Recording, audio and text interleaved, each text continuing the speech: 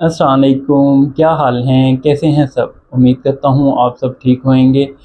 आज का हमारा टॉपिक है digestion and absorption of lipids.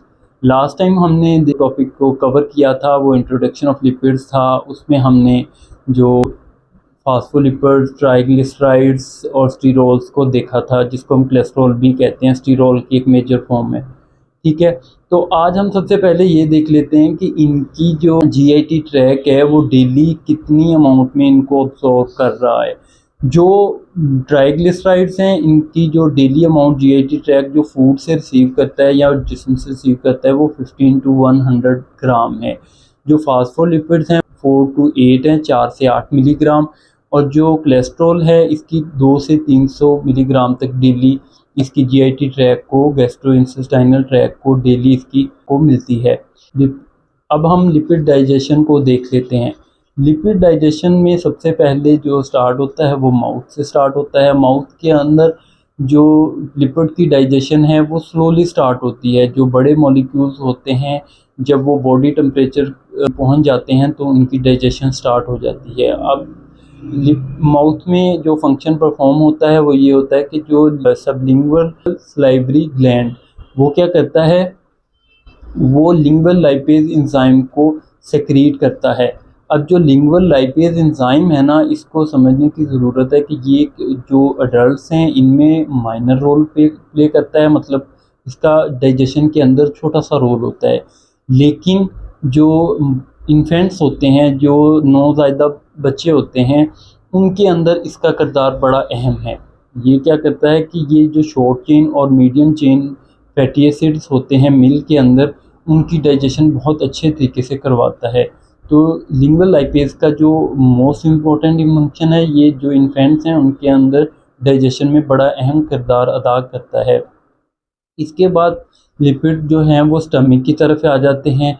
अब जो स्टमक है इसके अंदर जो फूड खाई है उसके ऊपर वाटरी कंटेंट जो होता है, उसके ऊपर जो है वो लिपिड जो फैट सेल्स होते हैं वो तैर रहे होते हैं। ठीक है, अब स्टमक की जो दीवारें होती हैं वो क्या करती हैं, वो प्रोम्पल करती हैं, वो इनको मतलब कॉन्ट्रैक्शन करती हैं और पाइलोरिक स्फिंक्टर की तरफ भेजती हैं। अब जब इसी सारे सिस्टम में जो चर्निंग एक्शन शुरू हो जाता है, जो चर्निंग एक्शन क्या होता है, चर्निंग एक्शन होता है कि इसकी शेकिंग। अब जब वो शेक करता है जिसकी वजह से होता क्या है कि जो फैट और एसिड्स होते हैं ना वो लिपिड के साथ मिक्स होना शुरू हो जाते हैं। अब यहाँ पे गैस्ट्रिक लाइपेज एंजाइम एक होता है, वो स्टमक रिलीज़ करता है। उसके रिलीज़ करने से क्या जी, छोटी सी थोड़ी सी अमाउंट जो होती है वो की डाइजेस्ट होना शुरू हो जाती है, उसकी ब्रेक डाउन होना शुरू हो जाती है। इसके बाद स्मॉल इंटेस्टाइन आती है। अब ये सबसे अहम जगह है जहाँ पे लिपिड ने खून के अंदर जाना है। इसको हम डिटेल में देखेंगे। जो लिपिड्स जैसे ही होती है तो सबसे पहले जो होता है हार्मोन होता है कोलिसाइटोकाइनिन, जिसे हम के नाम से भी जानते हैं। ठीक है, ये एंजाइम क्या करता है, ये गाल ब्लैडर में सिग्नल भेजता है कि वो बाइल को रिलीज़ करे। अब गाल ब्लैडर बाइल रिलीज़ करता है बाइल डक्ट के थ्रू। ठीक है, फिर बाइल क्या करता है, बाइल फैट पे एक्ट करता है और इसको इमल्सिफाई कर देता है, लिपिड्स को इमल्सिफाइड फैट के अंदर। अब इसके बाद जो है इसी प्रोसीजर के दौरान जो पैंक्रियाटिक लाइपेज होता है वो पैंक्रियाज उसको रिलीज़ करता है। वो कैसे रिलीज़ करता है, वो पैंक्रियाटिक डक्ट के थ्रू रिलीज़ करता है। अब ये दोनों जो एंजाइम्स हैं ये क्या करते हैं, ये इसको ब्रेक डाउन की इमल्सिफिकेशन शुरू कर देते हैं, जिसको हम सादा लफ्ज़ों में ब्रेक डाउन भी कहते हैं।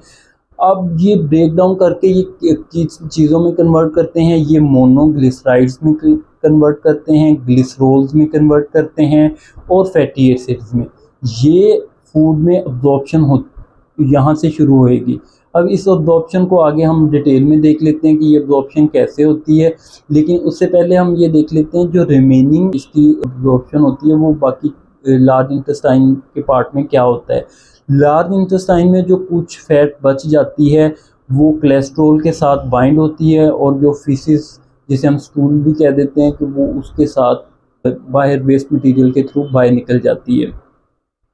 अब इसकी हम अब्जॉर्प्शन देख लेते हैं कि लिपिड्स की अब्जॉर्प्शन कैसे होती है।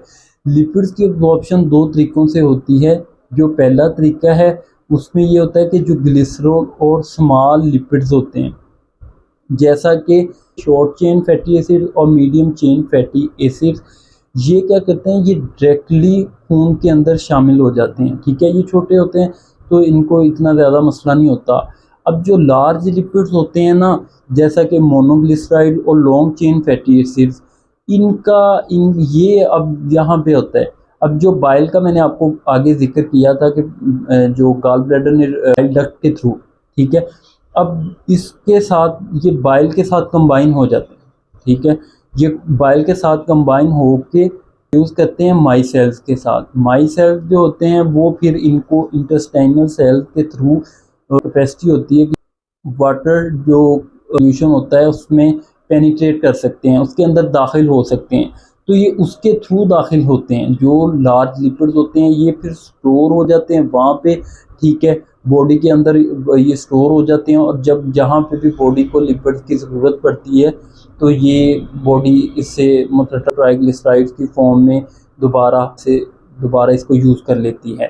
ठीक है, ये था आज का हमारा टॉपिक। उम्मीद करता हूँ आपको पसंद आया होगा। आप चैनल को सब्सक्राइब करें, दोस्तों के साथ शेयर भी करें। अल्लाह हाफिज़।